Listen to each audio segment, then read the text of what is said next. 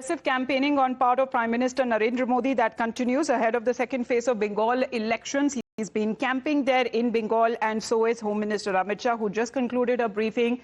But Prime Minister Narendra Modi's live rally taking place in Dum Dum, Kolkata, where it comes to issues related to women's security, has found dominance as far as today's rally is concerned. And that seems to be early morning Ganga push. And of course, when it comes to the prediction on part of the BJP, because this is what Prime Minister has been talking about, that till the time the TMC government continues in West Bengal, women will no longer be safe. However, he is now appealing to the people of Bengal to change the government, believe in the BJP and to vote for them, because there has been a record voter turnout that has been registered in the first phase.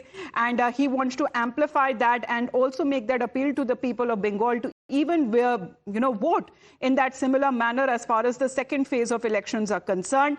And this seems to be the call that he has now taken during his second rally, or the second phase rally that seems to be taking place in West Bengal. But ahead of that, when we talk about the counter that is now coming in from Bengal Chief Minister Mamata Banerjee's side, she also has launched a sharp attack on the BJP and the Prime Minister, escalating the political rhetoric. Calling for a decisive political push, Mamata Banerjee has now urged voters to wipe them out politically, targeting the BJP in a high-pitched campaign. She's also heard strong charges, describing the BJP as tyrants and enemies of the nation and sharpening the war of words. Raising the pitch further, Mamata Banerjee, however, has given a national call that when I return as far as to power in West Bengal, then she'll be eyeing when it comes to Delhi, because she wants not just the removal of BJP in Bengal, but she is eyeing the removal of the BJP from the nation itself.